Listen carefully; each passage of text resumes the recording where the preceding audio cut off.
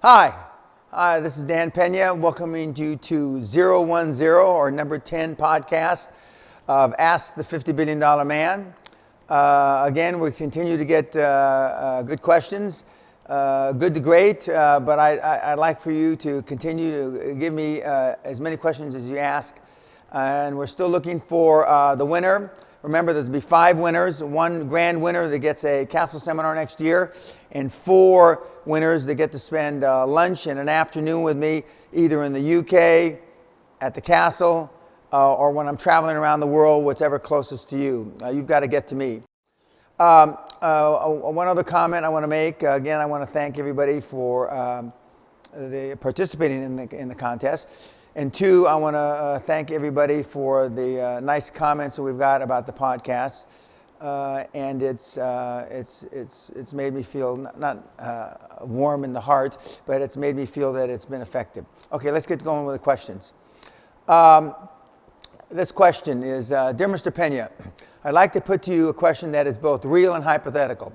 You want to enter a market valued at in the UK at £14 billion in 2012, which by 2016 will be valued at £17 billion.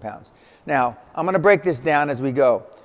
Now, he's given me this information, so my answers are going to be based on the information he gives me. I don't know if it's a he or she, I didn't look.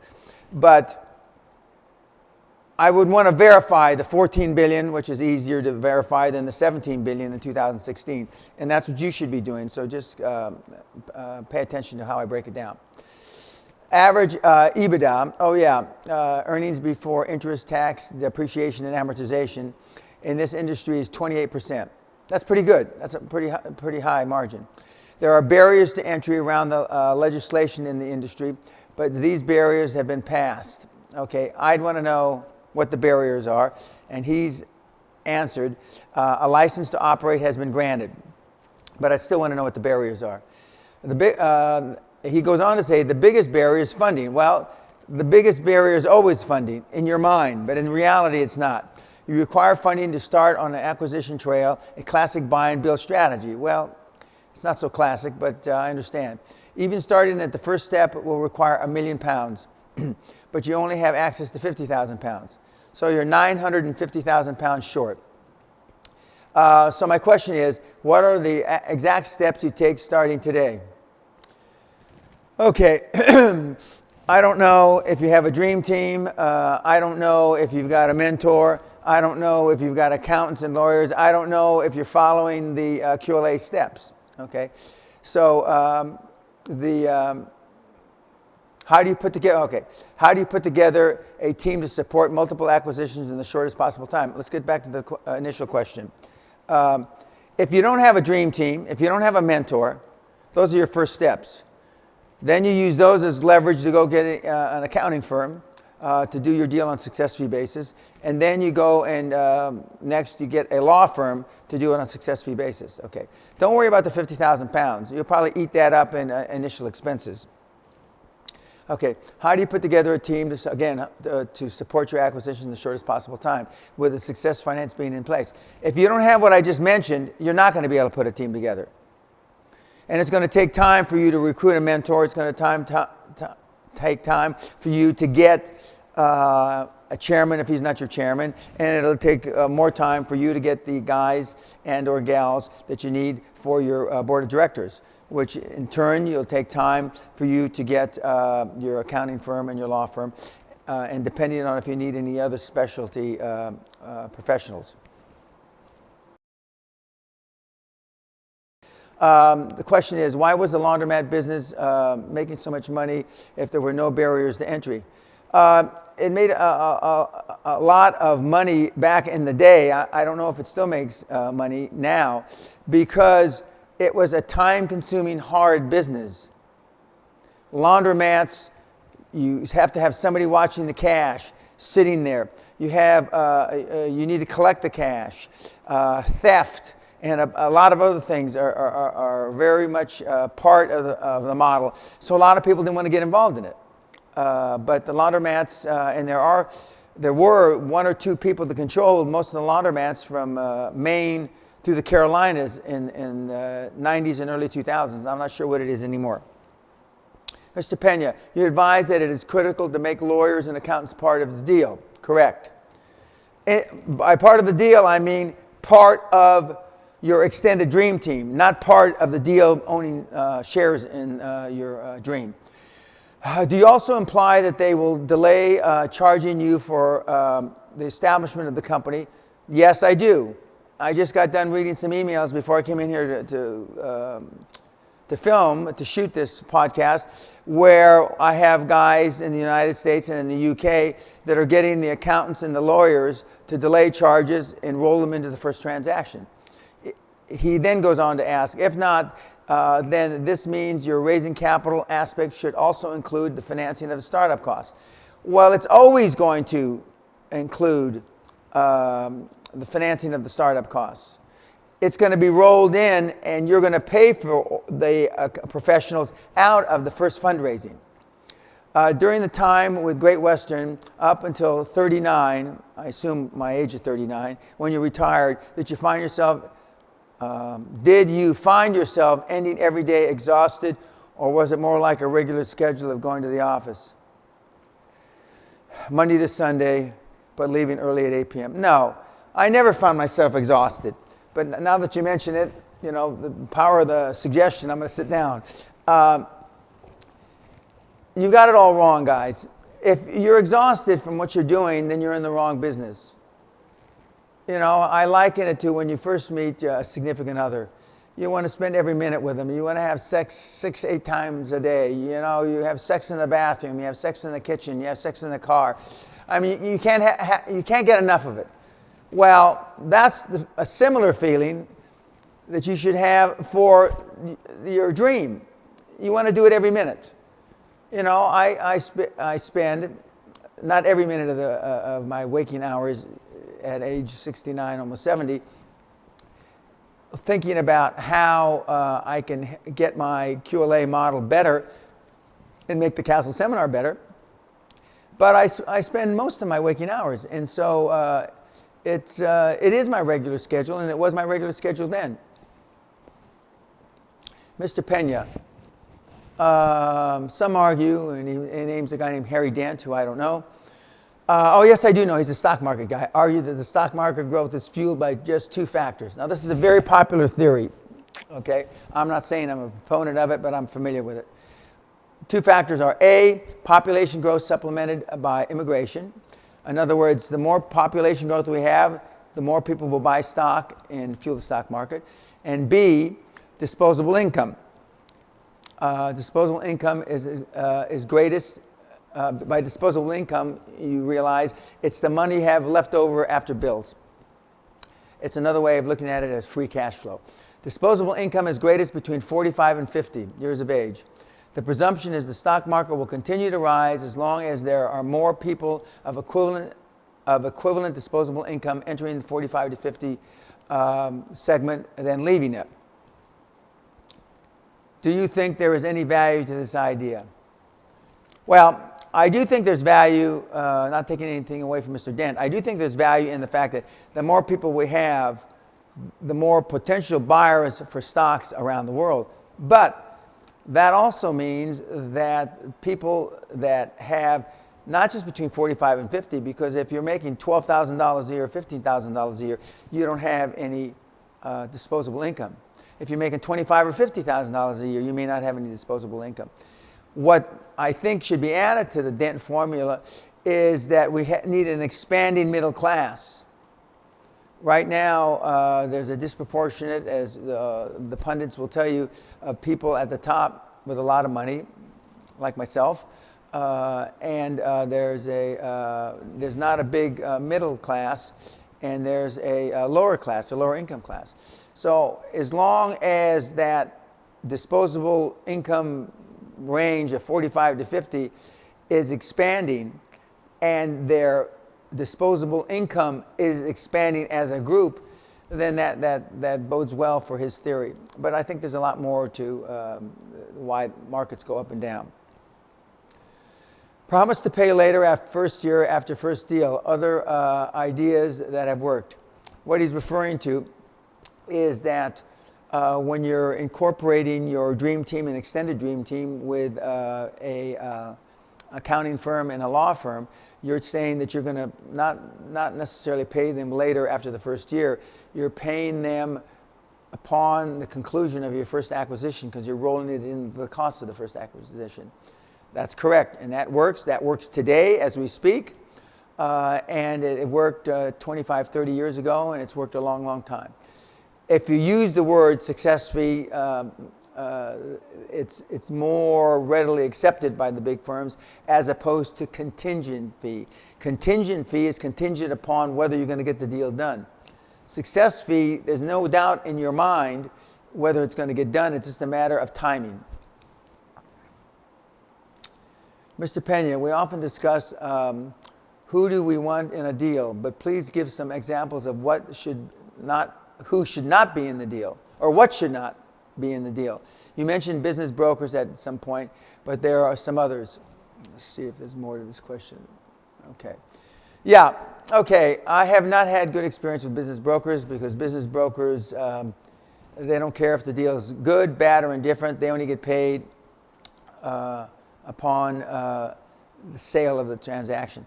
The business broker should only work for one side. They should only work for the seller. But I've been involved in deals where I found out sometimes before, during, and after the fact that they were getting fees from both sides of the deal, and they can't not be conflicted. Other people that shouldn't be in your deal are people that have different agendas than you. And the reason why I love success fees so much, I've never had a deal die that I was paying on a success fee basis where a lawyer or an accounting firm killed it. I have had deals die where they were getting paid by the hour and they had no incentive to get the deal done. I'm not saying that the lawyers and or the accountants did anything not professional, did anything that wasn't above board. But I do know that they have more incentive to close a deal when they're going to get paid as opposed to not close a deal and still get paid. I often discuss factor of acquisitions is what happens afterwards, integration or the lack thereof. You know, a majority or 95% of all acquisitions fail because of different cultures. You mentioned at some point paying bonuses to acquired employees as a way to ease the transaction before doing a special, especially afterwards. That's correct. I want to give them incentive to want the deal to get done, and I want to give them incentive to stay. So I want to let them know that this is how we treat our employees. And so I've even given bonuses right at the close before they've even done anything for me. Are there other ideas related to post-closing that you find important to mention? Yeah. Always do what you say you're going to do. Never bullshit them. Never come up with a reason to change your mind. And the lawyers and the accountants will often give you reason. With the above in mind, how would you justify to a banker including bonuses to acquired employees as part of the acquisition price? I mean, quite easily. We want to retain these employees. You can call it working capital. You can call it whatever you want. But we want to maintain the level of spirit of corps or camaraderie of the employees that we're acquiring, and we're going to have to pay for that. So you be upfront and be honest about it. I know for a fact that you have an out-of-worldly presence in the room. Thank you very much. I'll stand up for that. What are some of the things you consider you consciously do to create this? Well, number one, I look the way I look. The other guys don't look this way. Number two, I sound the way I sound. I talk with confidence. I talk in an articulate manner. But remember, communication is message sent, message received, and message acted upon when I want you to act upon it. That's also encompasses good leadership. What do you think about, what do you say to yourself or hear said to yourself? How do you internally prepare for this? I practice, I looked at these slides before last night. I had to stay up till 2 in the morning going over the slides for today's podcast shoots. And I'm a professional. And being a professional is acting like a professional even when you don't feel like it. I made it an example or analogy a podcast or two ago that the first couple of days of the August seminar I didn't feel so well, but you couldn't tell. Because as Alistair Cook, the famous BBC presenter, said, being a professional is acting like a professional even when you don't feel like it. So I prepare myself mentally. When I was younger, I used to slap myself in the face to get my adrenaline going. I don't have to do that anymore. I'm high on life now. Or I was high on life then, but I thought I had to slap myself in the face. For most ideas that don't develop, the problem is a question of finance. I don't believe that, but I'm going to continue with the question. With this in mind, why is it then so hard to overfinance a deal? It's not. Let me go back to the first premise. Deals don't get done not because you can't find the finance. Deals don't get done because you're trying to get greedy. Deals don't get done because you don't make enough financial presentations.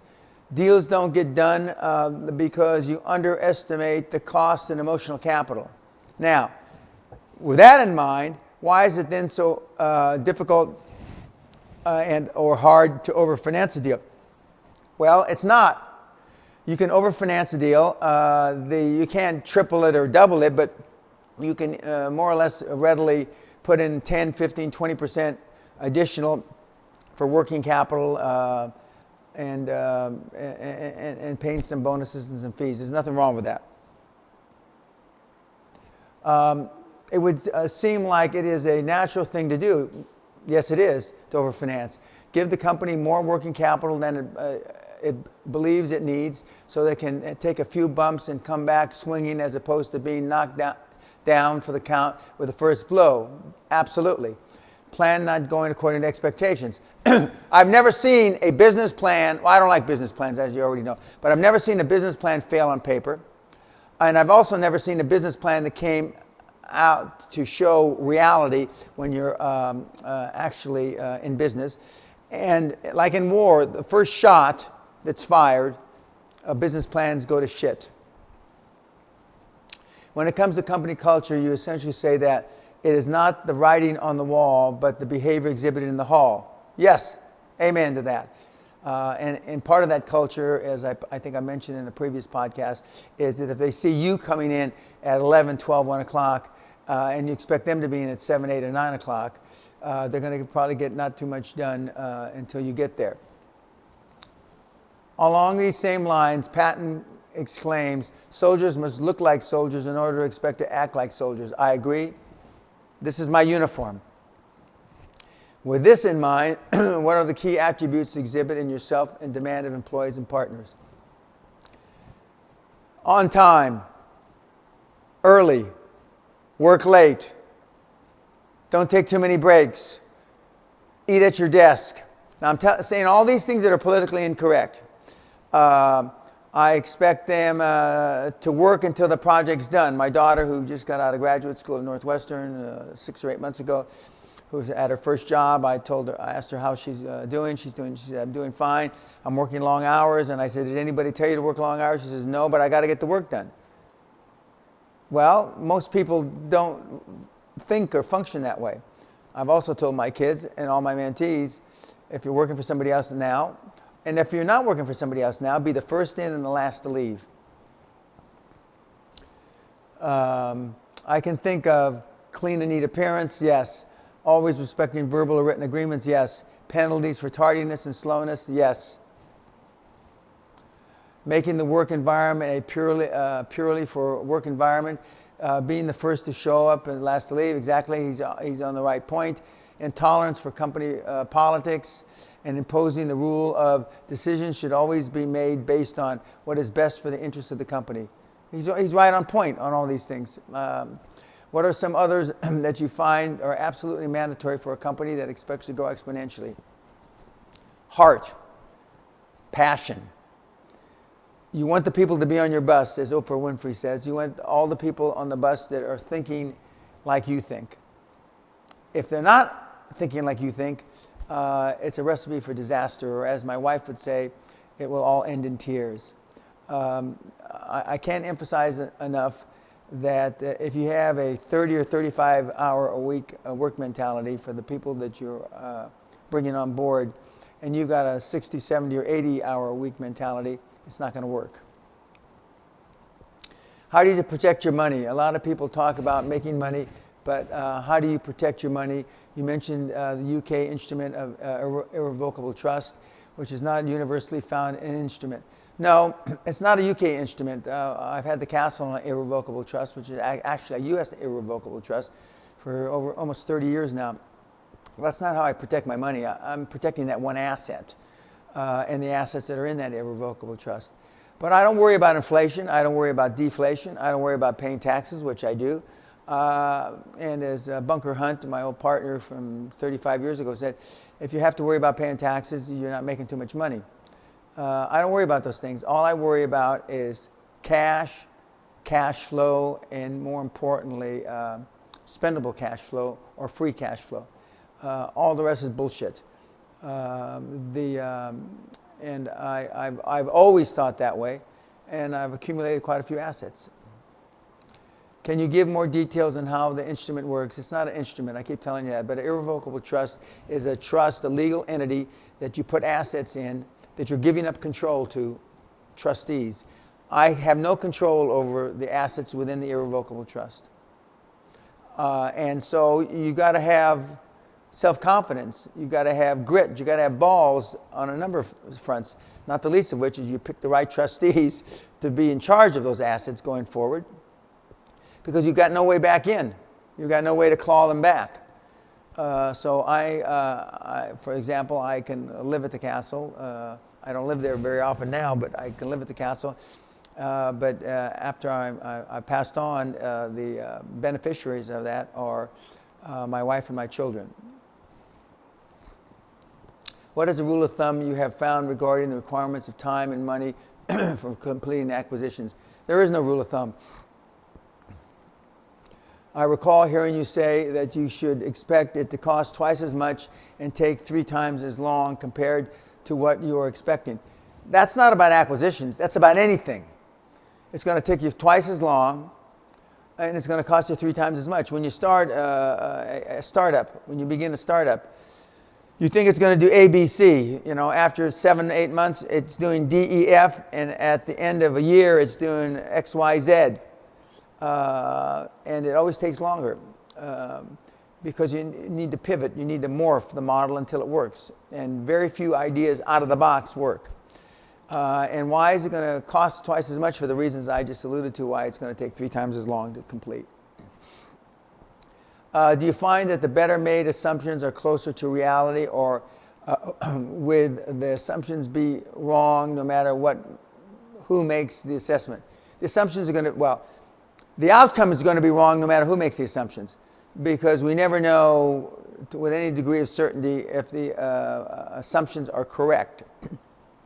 But even with the best people at making assumptions that have made this based on an assessment of the situation, more experience is better than less experience. And so that's why I can tell you normally if a business model is going to work. If it's not going to work, should you just shit can it? And if you want to try to fix it, is it fixable? I've been involved in directly and indirectly over 700 transactions, and I've been doing this over 40 years.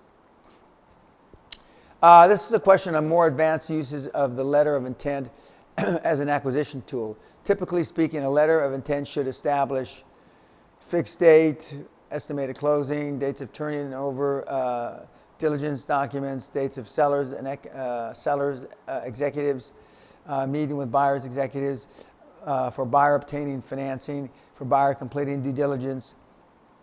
But that's a sophisticated LOI. The LOIs that I instruct my kids, my mentees, to get involved with first are much simpler than that.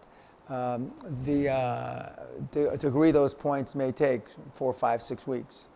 I want an LOI that you can sign, which we just signed one here in the last 5 or 10 days, that you can agree, in just a few days.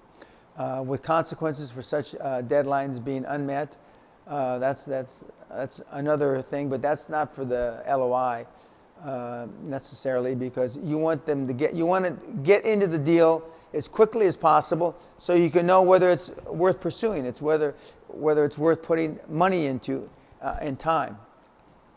My question is, are there other uses for the legal tool that are to the advantage of the buyer when it comes to getting good deals out of the other side? No. The only thing a letter of intent does, and unless it's a letter of intent that's got exclusivity, meaning I sign this LOI and you don't engage in the selling process with anybody else, it has no other real benefit. And most people won't sign those.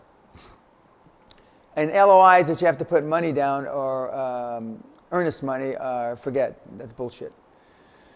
Is there any need for a public announcement when it comes to smaller acquisitions? If you're a public company, yes. If you're listed on a stock exchange, yes. But it depends on if it's the rule of materiality. And the law used to be if it represents 5% of your net assets, it's material, so you have to make an announcement. I'm not sure what the law is today. What is the value or lack thereof of doing a public announcement? Well, from a public company's point of view, where you're listed on a stock exchange, it covers your butt, so you're telling the shareholders what you're up to. One of the mistakes I believe Mr. Zuckerberg made, and I believe he's admitted to it, or his advisors admitted to it, when he bought Instagram for $1 billion, the board of directors and the investors, which were a lot of the big investors, didn't know about it till they saw it publicly on the news. It shows that you're being transparent. And transparency in the 21st century, as always with transactions, is always the best policy. J.P. Morgan once said, my attorneys tell me how I can do a deal and why, not why I can't. What personal characteristics make an acquisition lawyer exceptional? What would you specifically screen for? Attention to detail, track record in your industry, track record in the exact kind of asset that you're purchasing. That's what I'd look for in an acquisition lawyer. And obviously honesty, loyalty, and all those other things are givens. When you were at risk bankruptcy in the past and needed to quickly restructure your liabilities, I've never been at risk of bankruptcy. It's been advised that I go bankrupt a few times prematurely, but I decided to pay everybody. Such as in the case of debt restructuring negotiations with lenders. What did you do to convince the lenders to give you more money? Well, if you get into the lender's pockets deep enough, they don't want to be in your business. They would rather have somebody experienced to be in your business, and that was you, because they structured a deal for you to begin with. So the easiest policy, and I'm not saying this in a derogatory way, is to get into the lenders for a lot of money, and then they're more inclined to give you more money to get yourself out of it. How did you approach a situation of having to go back for more money over and over again? With my hat in my hand. And one of the things that I've said in the past, not all high-performance people adhere to this, but if you can engage in self-deprecation, where you can make fun of yourself and poke fun at yourself, you'll be able to raise a lot of money. I tell the story many years ago, Baring Brothers, which was a famous investment bank in London, all over Europe. It had been around 300-400 years. I'm giving a presentation to Lord Baring, as it was, and a couple of the senior investment officers. I got through the presentation. In those days, we were doing flip cards. It wasn't PowerPoint. And Lord Baring walked me to the lift, or the elevator. And as we got to the lift, and I stepped, as we're walking down the hall, I'm saying, Lord Baring, thank you for the opportunity. I look forward to your decision. And he said, as I'm stepping back into the lift, and as the lift is closing, he leaned forward when I asked him, and Lord Baring, how could I make my presentation more succinct, more enticing, etc.? And he leaned into the elevator, the lift, and he says, Mr. Peña, you need to learn how to stutter. Meaning I was too slick. I could answer all the questions. They didn't even finish the question before I had an answer. Okay. 4 or 5 months later, I came back. I'm giving them another presentation. It was a rights issue when you were going to issue more stock. And they were a big shareholder. I wanted them to take up their rights or take up the stock. So I started the presentation, set up the flipboard behind me, and I go, lower bearing, Mr. Gunn. Everybody broke out in laughter, and the chief investment officer, as I recall, Mr. Gunn, he stood up and said, "We're taking up our rights. Let's go have lunch." And but I listened to him, but I poked fun at myself, and that's not the only time that's happened. I mean, it's happened several times. And on another podcast, I'll tell the story of how I walked in, literally crawled in on my knees, and with my hat in my hand. In those days, I used to wear a bowler. Okay. I would think that you can simply say, hey, without further capital investments, this endeavor will fail and we won't be able to pay. This is his answer. He asked me a question, now his answer. And we won't be able to pay back the principal, let alone the interest.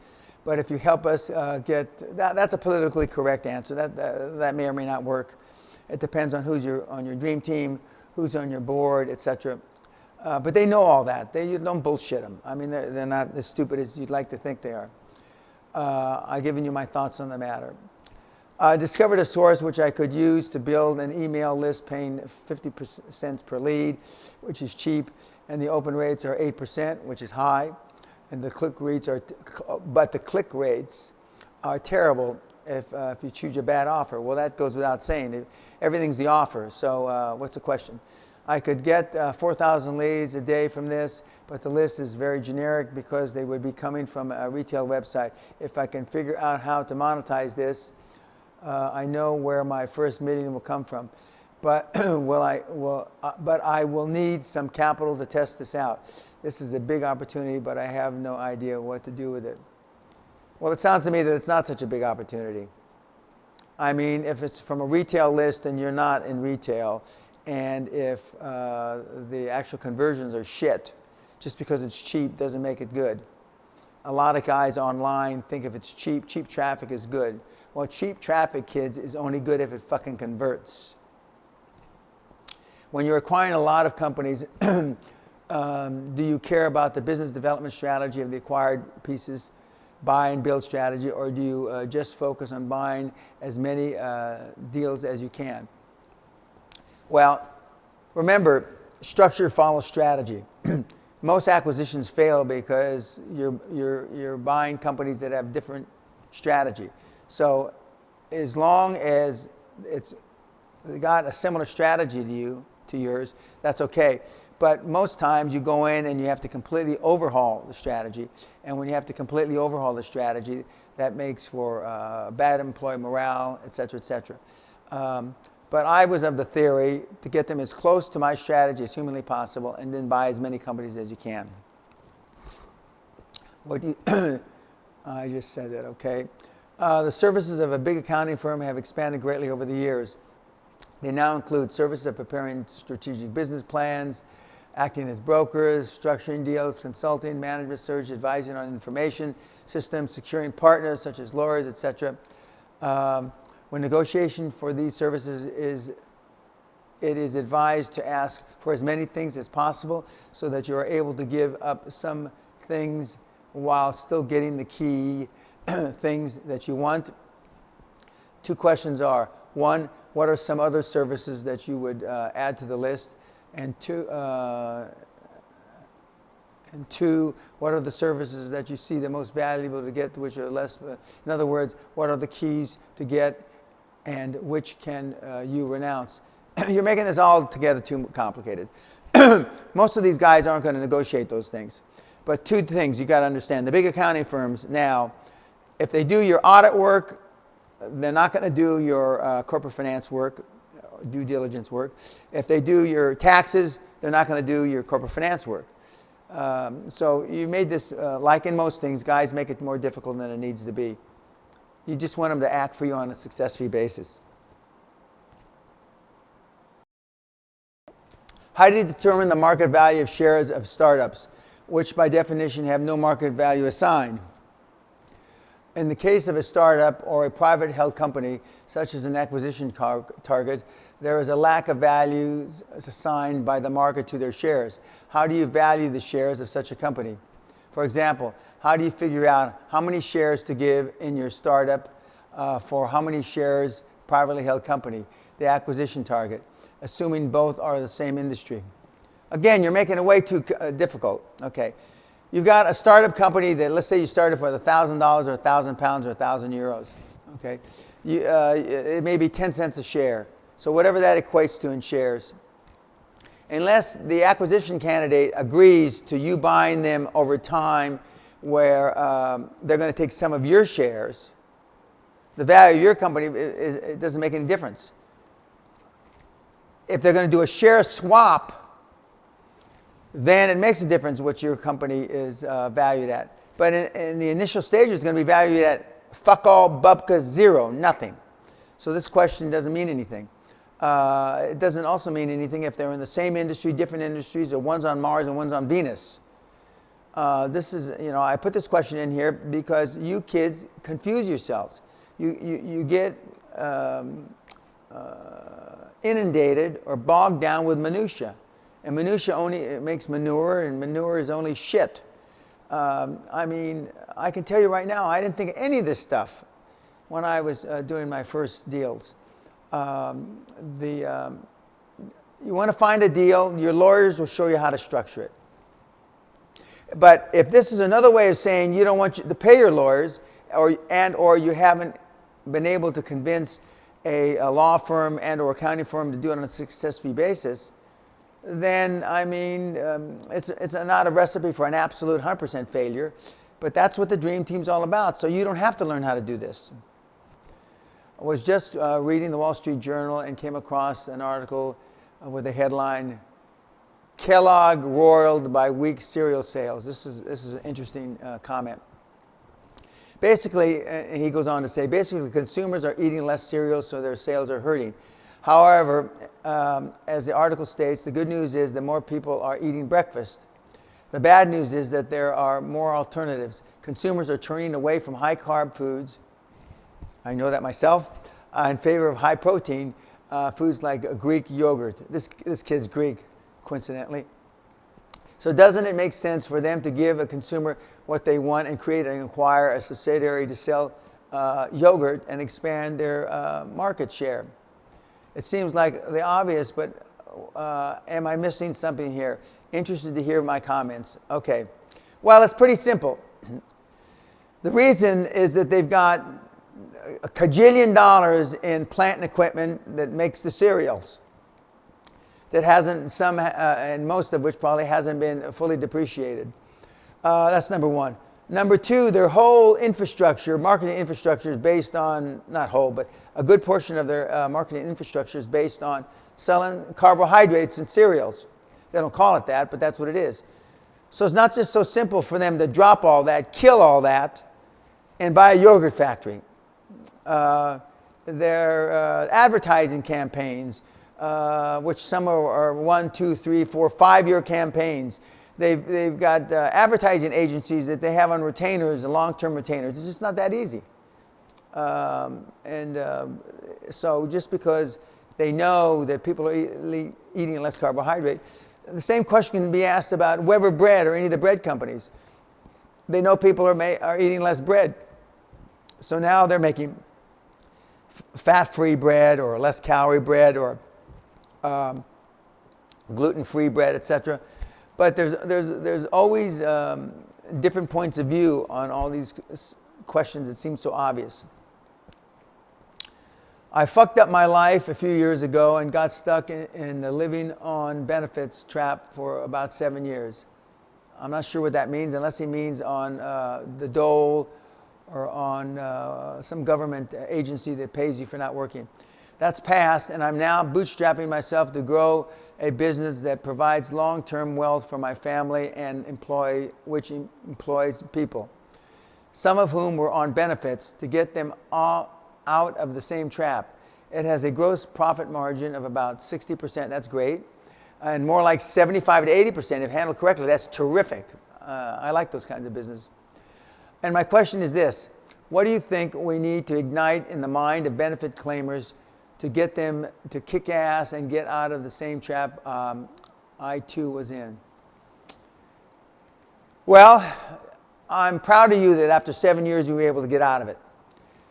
Some people make it a lifetime endeavor, and some people teach their kids to make that a lifetime, and sometimes you have 3 or 4 or 5 generations.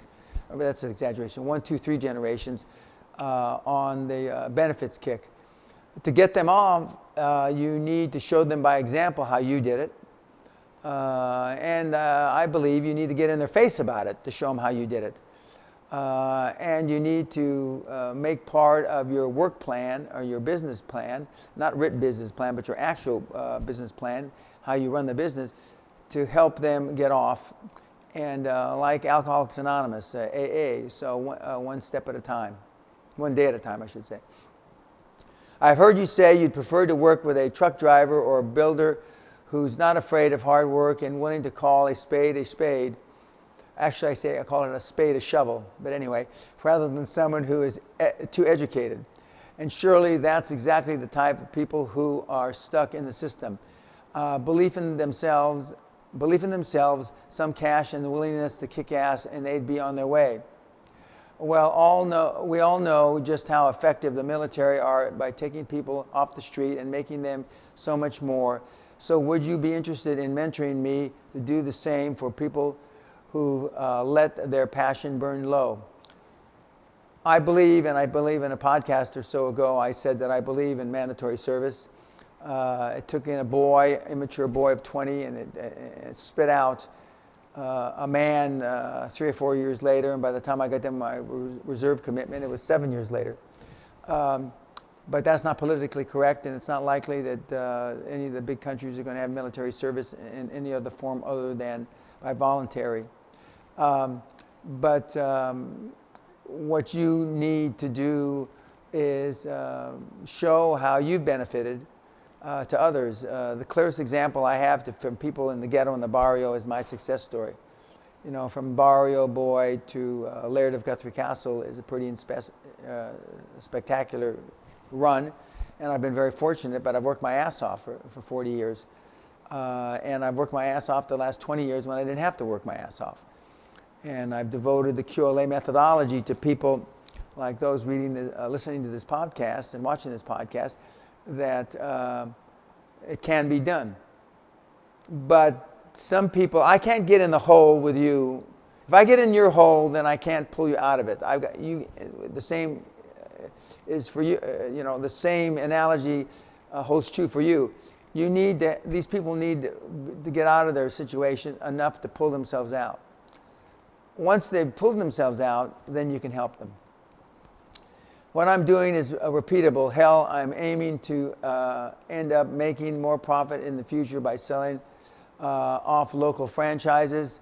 And I know that this model is exactly what someone on benefits, another benefits guy, could start up and run with, providing they can be kept away from the naysayers and well-meaning friends.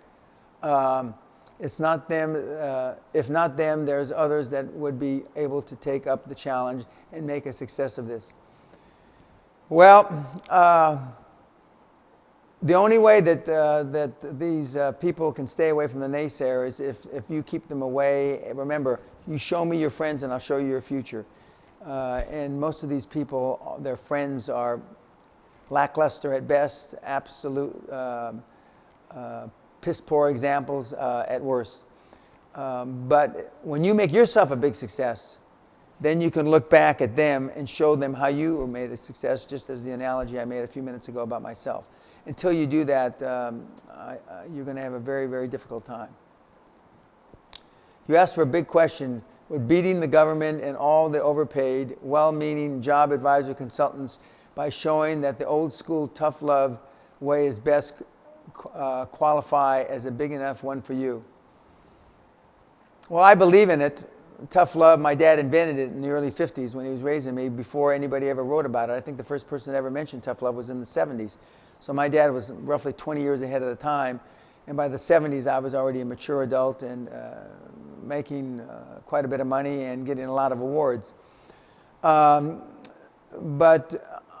I realize now, after coaching 21 years, and that the primary reason that I've laser beam focused even my teaching, my coaching, my mentoring to a few, not the many, because I want to have maximum results. And if I have maximum results on 1 million people, those 1 million people can touch 10 or 20 million people. If I have minimum results on 10 million people, that's exactly what results are going to pass on. So while I believe in the old school tough love, I'm not willing to change my model and try to change the government. I'll be 70 years old my next birthday. I'll leave that for somebody else. But you're talking about a 100-year program, or maybe a 200-year program. And I wouldn't be willing to get involved in that. Hi, Dan. Question. When I look at the older videos, you appear in your speeches as charismatic and kind of friendly,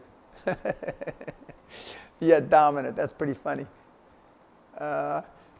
In your classes and probably in your meetings, you are more aggressive. Is that speech giving all play acting?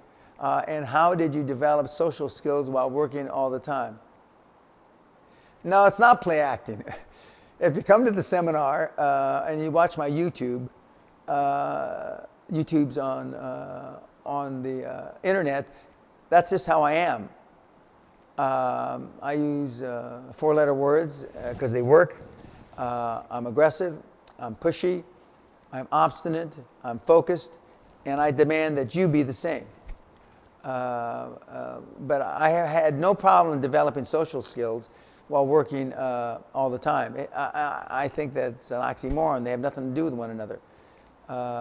My parents taught me good social skills, and that's what unfortunately we see a lot of now. Kids aren't taught the skills. They don't know which fork to use, which hand to put the fork and the knife in. You know, they don't know that the butter knife stays on the butter plate. They don't know that you use the butter knife from the big butter plate in the table to take butter off and put it on your butter plate, then you use your butter knife. I mean, nobody knows this. Most kids don't know that you start on the outside and work in with silverware and work from the top that has silver setting above, from the top down. Most people don't know what glass to use. My parents taught me all that, and we were poor. So, but I had no problem developing social skills. I already had them. Plus, when I went into the military and I became an officer and a gentleman by the Act of Congress, that meant something to me. Dan, you mentioned, and I completely agree, well, thank you, that the change only comes through desperation or inspiration. Desperation, we all know, but as I can see it, to be truly successful and high on life, one needs to be inspired, and the only thing that has stayed with me over the years so far has been a childhood dream. Well, at least you've got a dream.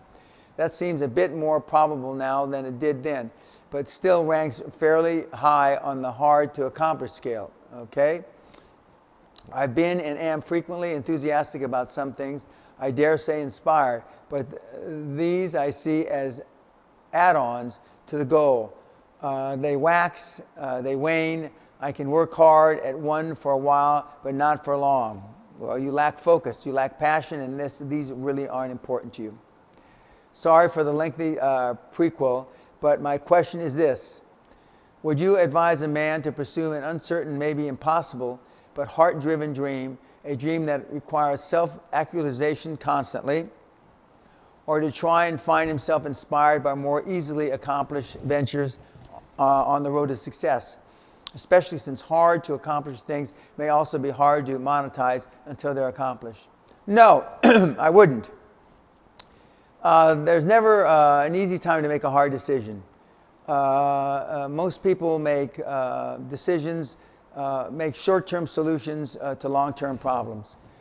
You've already stated that you wax and wane, and you can get motivated and you can get driven. But if you were really passionate and you were really driven, you could stay in that state.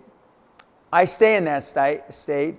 I've been high on life, and I don't have to take drugs. And some of the current ones, DMT, amongst other things. I don't need any of that. I never have. I'm sure I never will.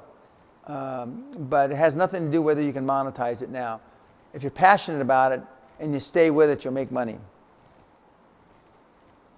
What is the single most important piece of advice you would give to a young adult that wants to start a business? I get asked this. I keep putting it up because you kids keep asking me. Just fucking do it. Don't do so much research. Don't do so many spreadsheets. Just fucking do it. And then you'll morph and pivot as time goes on. I've managed to save $60,000 over the last 2 years and need $40,000 more to buy a GNC franchise business. I believe that's vitamins, in which thereafter I want to attend your seminar in Scotland. My question would be, how can I raise the $40,000 very fast? Well, how did you save the $60,000? Okay, get somebody that believes in you. I've had people sell 10% of their future earnings for the next 3 or 4 or 5 years. I've had people do all kinds of weird things to be able to come to the castle. Because the one thing I can assure you, and I'm not telling you to go deeply in debt or sacrifice your family or anything like that, just to come to Guthrie Castle. But I will tell you this, we have a 100% track record for changing lives, 100%. And people that come to me don't always come to me with the same level of commitment as they leave. So if there's a will, there'll be a way, and you'll figure out how to get to Guthrie. What questions should you listeners be asking that but aren't? Well, the questions are somewhat different than the questions I thought that I would be getting from you kids on the $50 Billion Man podcast. They really are. You kids are way too esoteric. You're thinking about, instead of, when you ride a bicycle, do you look at your pedals and your feet, or do you look out on the horizon? When you sail a boat, do you look at the water going underneath the keel, or do you look on the horizon? You kids are looking at the minutia, and you're not looking at the overall goal. I believe the ends justify the means as long as it's moral, ethical, legal. I was willing to make any sacrifice if it fell within those parameters. Just by the tone of many of the questions you guys asked me, you're not willing to make those commitments. Better off that you find out now it's not for you than 5 years from now. But the one thing I can assure you, that people that read books normally read books because they can't take action. They're looking for one more reason to make it a perfect scenario, and you're never going to find that. I live in Vancouver. I'm looking to buy my first home, and I want to use my money to invest in houses. There is a lot of speculation about the housing market in Canada. Yes, there are. I have mentees there, and especially in Vancouver, I have mentees there, where the prices are very inflated due to artificially low interest rates and other factors. Well, one of the factors that the real estate prices have gone up so high in recent years is there's a lot of people from China investing their money, not just moving there, but just investing their money there. Would you recommend buying in a market that could potentially be a bubble? And if so, do you have any advice to people to help me avoid getting screwed? You never know when the bubble is going to burst, it may last 20 more years. One way would be to invest in real estate over the next 3 to 5 years, so you get a blended rate. So if it does go down, at least you're getting a blended rate. I'm not an investor in real estate, so I'm not the best guy to ask. But as far as not getting screwed, the best way is to get a good real estate attorney to handle that transaction and deal with an honest broker. Those are the best ways. What do you mean exactly by a fragmented industries in chaos? How do you find them? It sounds like you haven't done much homework, okay? Fragmented industries. General Motors was a conglomeration of fragmented industries. IBM was. I mean, even Facebook is. Now they're picking up the smaller fragments of their industry. And chaos is when the prices are going up quickly or they've dropped through the bottom. The housing market up till the last couple years, because of the interest rate debacle in the 2008, 2009, and 10 financial crisis. Anything that had to do with interest rates, banks, and real estate was in chaos. If there were no birds, nor flying insects or lizards for inspiration, do you think mankind would have developed flight? Probably not. They modeled, the Wright brothers modeled, I believe, birds, flight, and so I don't think there would be planes. There'd be some other form of movement, but not airplanes. If there's someone you are leaving behind that knows is there someone that you're leaving behind that knows your secrets and your ways of teaching these materials to others once you leave the planet? No. When I go to either the big man in the sky or the big man down under, I will leave a legacy of hopefully, tens of millions of people that have followed QLA and fulfilled their dreams. I will leave materials ad nauseum, free on the internet. It's not likely I'm going to produce any more product. And people ask me, why don't you change raising capital tapes or deals and acquisition tapes that you did in the late 90s? I don't change them, kids, because what I said in the late 90s worked in the 2000. It worked then. It worked in the 2000s. It worked in the 2014. Nothing's changed. So when I leave, although there's maybe 10 or 15 mini-me's running around the world that are doing some derivative of QLA, but I'm not leaving the keys to the kingdom to anybody.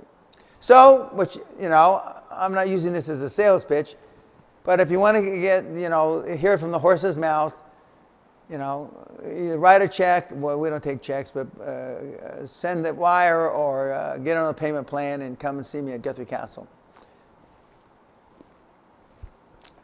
You worked hard and did action instead of waiting, as Napoleon Hill wrote. In the end, you lived Napoleon wrote, okay, in the end, you live in a dream castle. Yes, I do. Dreaming precedes achievement, and success embraces them. Correct. You're spot on so far. You think you could push a born writer to finish this book I'm writing and sell the millions. I know I can finish, but what it takes to make it a bestseller, that's what a writer needs. I don't know how to do that. My first 100 million, although it was well received, is basically only the people that were QLA devotees, many of which became QLA mentees, read it. It wasn't widely distributed, although we have I think it's called a bin number. But I printed it, the Building Your Own Guthrie, and then the first and second edition of your first 100 million for the people that are interested, which is a very small portion of the market. And I also just recently, in the last few months, issued a Romanian copy, translated copy of your first 100 million, and I give it away free on my website. Because I'm thankful for all the QLA devotees and mentees that I have in Romania, and especially for Father George, who's a priest, a mentee of mine, who's been to the Castle Seminar twice, and he and his lovely wife Christina, he's a Greek Orthodox priest, so you can have wives and kids, were responsible for the translation, and I'm very thankful to them for that. But I have no magic tool. I would suggest that the same thing. You build a dream team, you get a mentor that understands writing. And now that I have an agent, which I didn't used to have an agent before, vis-a-vis I smile when I say this because they call me a talent, which I find somewhat amusing. I've always had talent, but I've never been called a talent, because that's what agents call their clients. Get an agent that believes in your project and helps you, and that's my advice. And that's only in the last, several weeks do I understand that process. They're talking about a documentary for me. They're talking about a re-release of my book. And now I'm talking to two of the biggest production companies in the UK about the reality show. And of course, I have one of the largest and best talent agencies in the world that represent me. And this all came from an idea from one of my mentees, So, but I've taken, the difference is, where you guys would spreadsheet it to fucking death, I took action. I.e., part of that action are these podcasts. Dear Dan, given your experience as an oil man, I'm not an oil man, kid, where do you see the future of energy sector going in the next 100 years? I don't have a fucking clue. But I will tell you this. There are rumors in the oil industry, and I don't know if they're true. As my old good friend, world-class finance man, John Ernest used to tell me, he was my CFO, there are no secrets, Dan, there's only mysteries. He said that since the 40s, 50s, and 60s, there's been rumors that people have come up with ways to produce liquid in petroleum form. I don't know if that's true, which would mean that the need for fossil fuel is no longer. I do know that there's a myth maybe, or a rumor, that back in the 60s there was going to be a giant conference in Las Vegas for the petroleum industry, and a guy was going to come and present his papers, and he never showed up, and he disappeared in the desert, and he supposedly found a thing to make distilled water into some sort of petroleum product that could run cars. I don't know if that's true. I do know, for example, they've had battery cars for over 100 years, 110 years.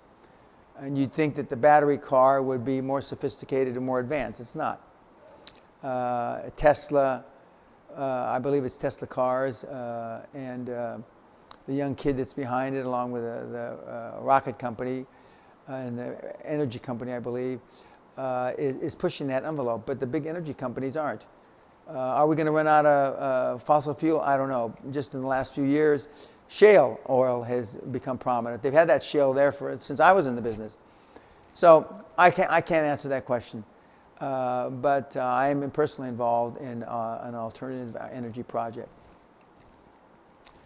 Do you think we should exhaust this is part of the same question. Another question. Do you think we should exhaust the remaining fossil fuels left on Earth, or is it time to begin heavily developing and investing in new methods of generating electricity? I think I answered that. Dan, if I met you in the lift in the top hotel and I knew you were who you were, well, if you don't know what I look like, then you're blind if you've been on my side, and I didn't want to waste your time, I shake your hand and I say, Dan, if I want to be a millionaire, can you give me a quick tip to put me in the right track? The doors are opening and you say, just fucking do it. Whatever, follow your heart, follow your passion, just fucking do it. You'll make a lot of mistakes, but you won't get tired doing something that you're passionate about.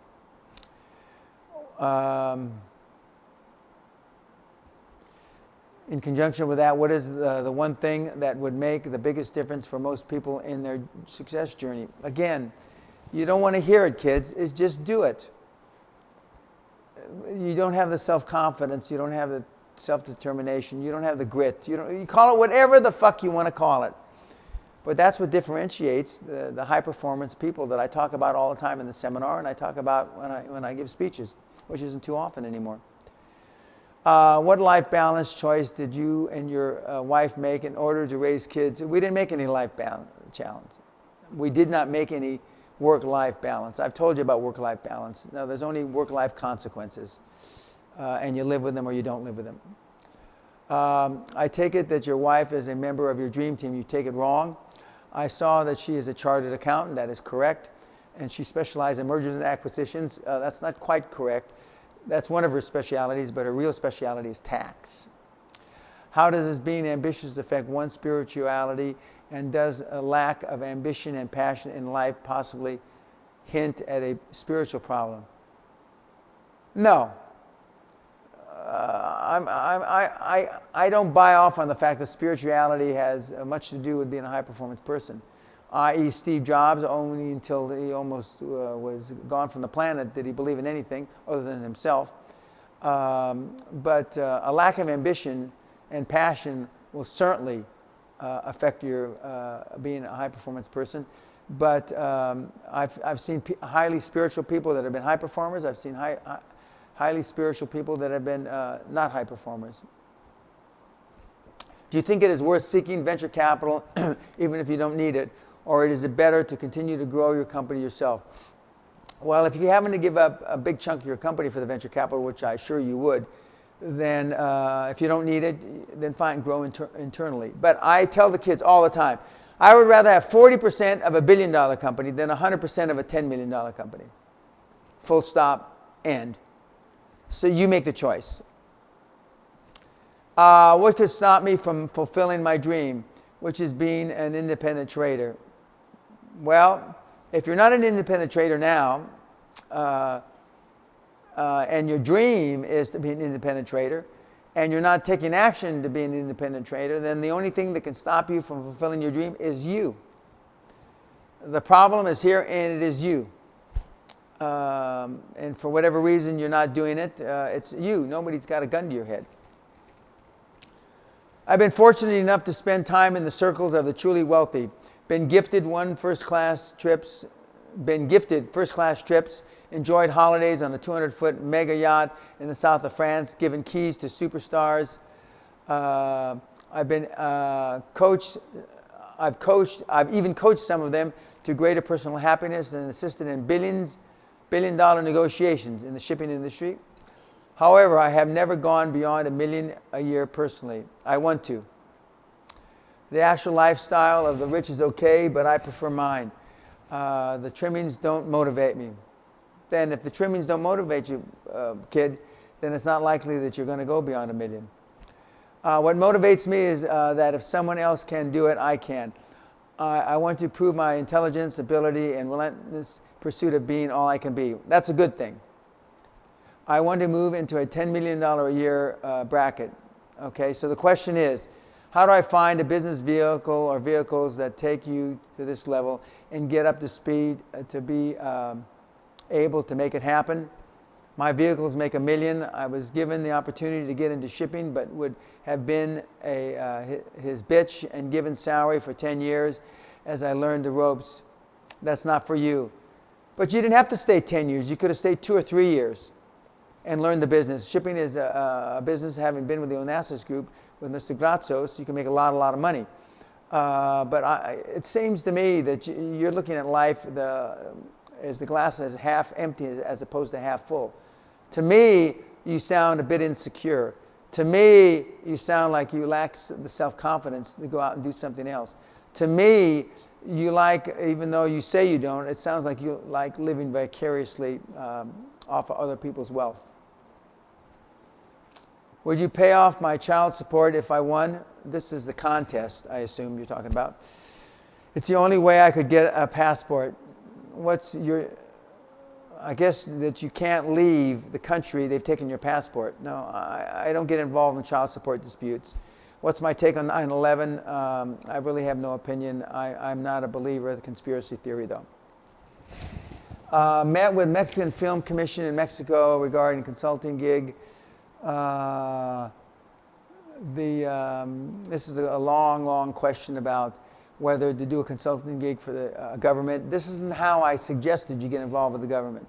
I suggested you get involved with the government where they pay you up front, not where you are on the come or based on success fees. You don't want to be on success fees. You want them to be on success fees.